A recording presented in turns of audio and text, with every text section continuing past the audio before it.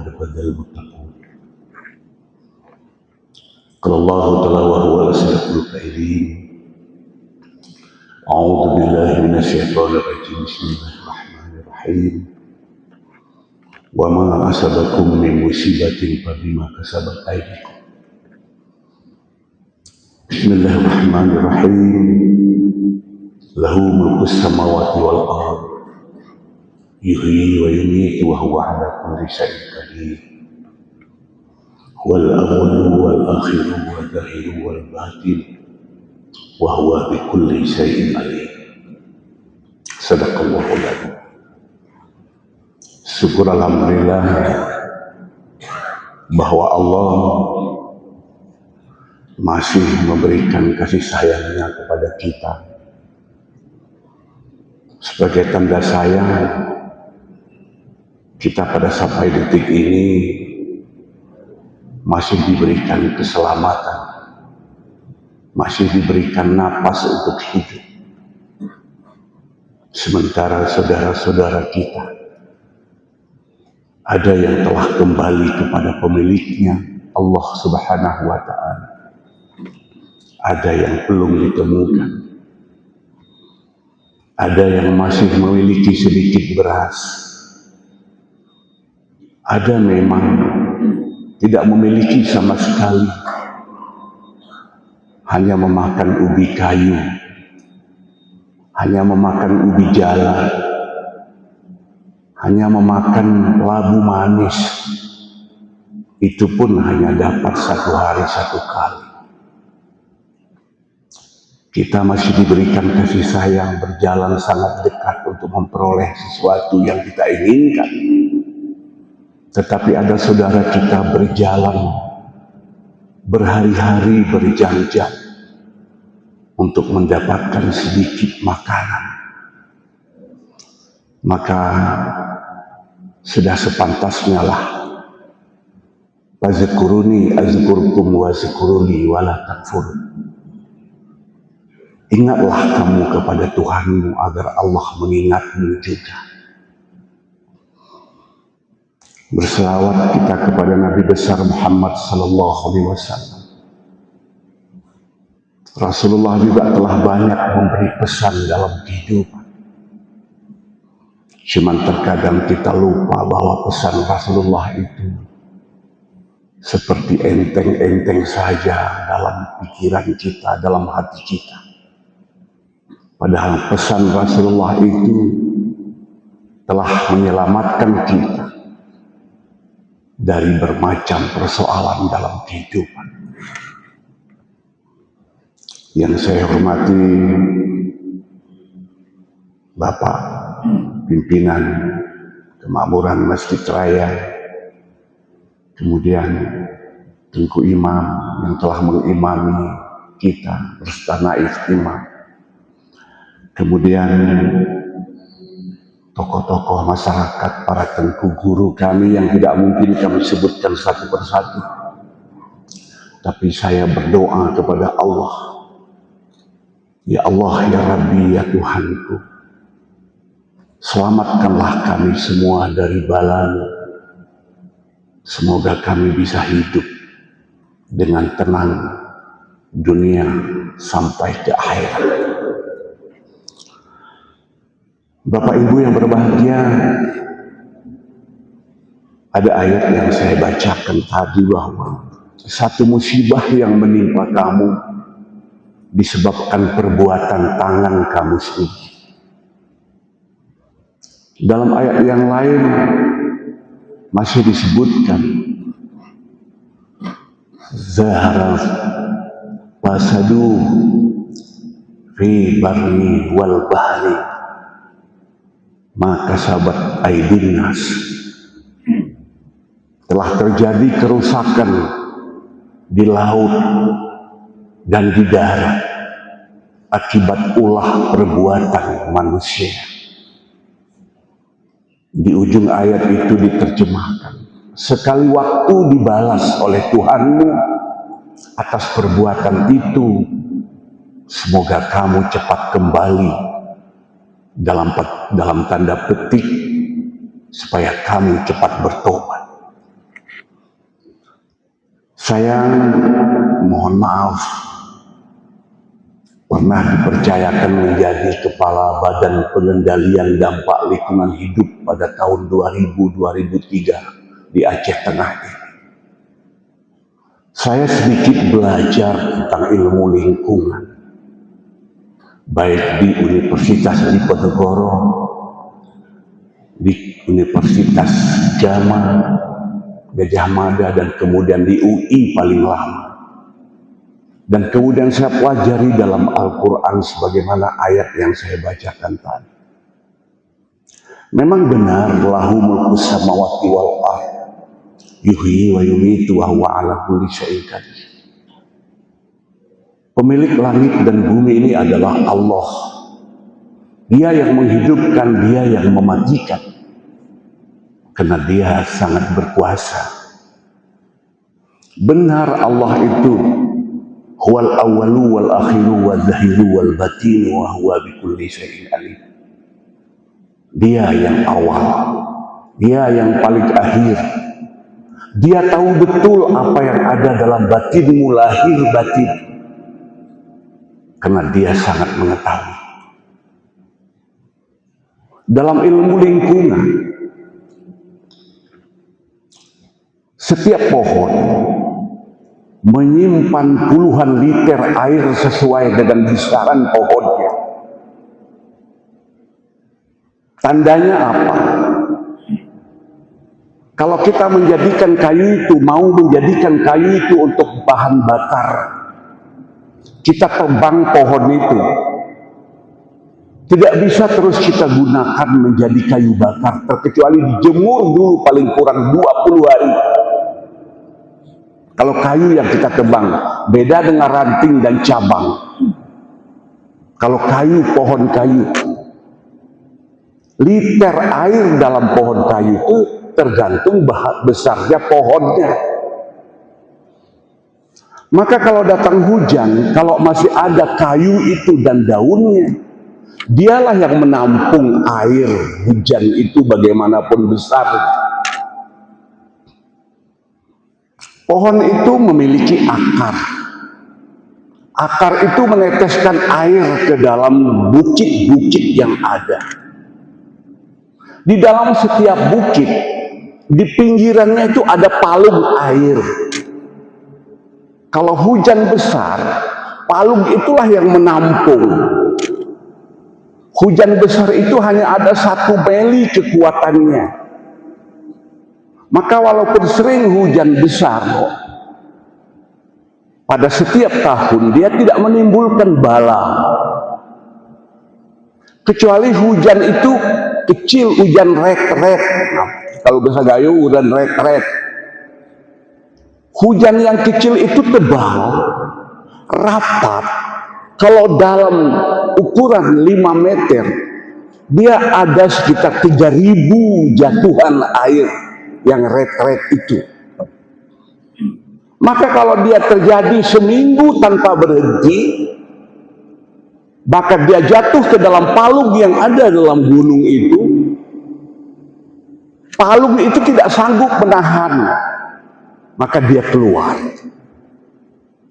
Air yang keluar di dalam riwayatnya yang kita lihat tetap mengikuti aliran nenek moyangnya dulu. Dari mana dasarnya dulu air itu mengalir? Kembali dia ke situ. Kembali dia.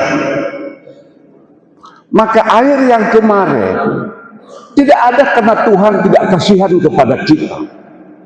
Wa ma asabakum musibatin fabima kasabat aydikum. Satu musibah yang menimpa kamu disebabkan karena perbuatan tangan kamu sendiri. Allah tidak pernah memiliki konsep dalam Al-Quran bahwa dia akan mencelakakan manusia. Rasulullah tidak punya konsep untuk mencelakakan manusia. Konsep Allah itu telah final untuk menyelamatkan umat manusia. Tapi kita selaku manusia berlebihan, keterlaluan. Buktinya apa? Air yang mengalir begitu besar, lebih banyak pohonnya dengan airnya. Dari mana datangnya kalau bukan karena ada penebangan di hutan? Maka Allah memberikan satu balasan untuk cepat kita bertobat. Air yang mengalir akan mengikuti bekas nenek moyangnya dulu. Tapi apa yang terjadi? Di setiap pinggiran air lebih banyak orang membuat gudang, membuat penjemuran kopi. Di Sipangpet itu dan di mana-mana itu pergudangan itu mengecilkan parit itu, mengecilkan jalannya air. Sebesar apapun hujan dahulu, kalau paritnya tidak dikecilkan, sungainya tidak dikecilkan, maka dia tetap selamat dan dia akan mengalir ke laut. Tapi karena dia dikecilkan, mana ada parit yang tidak dikecilkan? Coba lihat. Lahir saya di Kebet. Kebet itu ada dua air yang mengalir ke Saril. Tapi itu sudah ditutup oleh pergudangan, sudah ditutup oleh pertokoan. Tidak ada lagi air. Kalau Bapak Ibu pergi ke Kebet, membeli nasi, kuah belangeng, ada 3 sisi warung di situ. Yang namanya Totor Jiji. Itu dibangun di dalam Totor Jiji itu. Di atas Totor Jiji itu bangunan sehingga air menjadi laut pada hari Rabu itu. Siapa yang mengizinkan bangunan itu ada di situ? Binatang jauh lebih sayang kepada alam. Coba lihat monyet yang meloncat dari pohon ke pohon. Jangankan pohonnya putus, daunnya pun tidak jatuh. Berkumpul binatang itu dalam satu gunung, ada singa, ada harimau, ada musang, ada rungkilan, ada ular, ada babi. Tidak rusak gunung itu. Dia cari makanan bis-bis cukai. Tapi kalau manusia diberikan satu gunung kepada dia, gutul gunung itu. Gutul gunung itu. Danau yang saya pelajari, dia memiliki batu cadas. Batu cadas dipegang oleh akarnya pohon-pohon. Semua pinus di pinggiran Danau Tawar itu sudah mulai ditebang. Saya dulu sudah melarang itu. Pantan Terong dulu saya larang. Terminal Payahilang saya larang. Kenapa? Tapi saya tidak sanggup untuk menahan pelarangan itu. Itu adalah kebijakan. Di bawah Payahilang itu menurut hasil penelitian, itu ada aliran air dari Kala ke Saril. Di bawah tanah itu. Pada hari Rabu kemarin, tidak sanggup lagi ditahan oleh tanah Payahilang itu, maka air yang mengalir itu kembali ke Kebayakan, bukan ke Saril. Kenapa? Karena pasar sudah dibuat di situ, semua sudah dibeton, tetesan air itu tidak ada lagi mengalir di parit-parit itu, dan dia kembali ke Kebayakan. Maka dipindahkanlah tempat-tempat sampah itu kemarin. Semua laut, semua danau memiliki batu cadas. Itu batu cadas yang berlapis.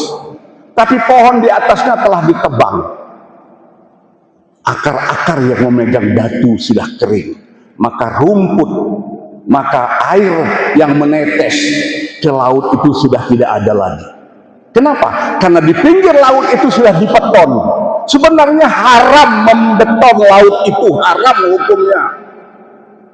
Tapi karena dibikin homestay, dibikin semua, sebenarnya izinnya itu dari mana? Undang-undang itu mengatakan 30 meter dari pinggiran laut ke pinggir itu tidak boleh diganggu. Apakah semua kita tidak tahu undang-undang? Saya pikir itu pekerjaan berat yang luar biasa. Dari sini ke depan jangan coba-coba nginap, jangan coba-coba tidur di pinggir Danau Laut Tawar. Karena kikisan air yang ada sekarang belum tumbuh pengikatnya itu selama 3 tahun ke depan. Jangan coba-coba tidur di homestay itu. Karena kikisan air itu akan berbahaya. Karena di pinggir beton. Maka siapapun yang meminggir beton, Laut Tawar itu kemarin hancurlah dia, karena tetesan air itu tidak masuk lagi ke laut. Yang terjadi 6 orang meninggal di pesta. Itu akibat dibuka aspirasi siapa? Aspirasi DPR. Dibuka ke gunung itu, tapi tidak difungsikan. Coba lihat di Kincit Manuk itu. Dibukanya itu semua. Tapi tidak difungsikan. Kalau itu difungsikan, maka airnya mengalir di atas aspal, ada berem yang melanjutkan air. Tapi karena itu tidak difungsikan jalan di Kincit Manuk itu, di Pestak itu, maka kemarin palung air yang ada di pinggiran gunung itu jatuh dan mengakibatkan 6 orang yang meninggal. Baru 4 yang ditemukan, 2 belum ditemukan. Saudaraku semua, untung ada TNI, untung ada polisi, Polri. Kalau tidak, sebenarnya kita sudah hanyut entah di mana. Di Masjid Raya ini, terima kasih, masih bisa digunakan airnya untuk kepentingan umum, walaupun tinggal setetes. Semua kita berperan di dalam kehidupan ini untuk menjaga lautan, menjaga pergunungan. Hadirin, Allah tidak pernah tidak sayang kepada kita, tetapi kita yang tidak sayang terhadap diri kita sendiri, tidak sayang terhadap lingkungan kita, tidak sayang terhadap sesama kita. Silaturahim kita terputus, di depan lain, di belakang lain, kemudian kita sendiri yang menghancurkan keadaan ini. Wa ma asabakum min musibatin fabima kasabat aydikum. Satu musibah yang menimpa kamu disebabkan karena perbuatan tangan kamu sendiri. Toeran tidak seharusnya hancur begitu.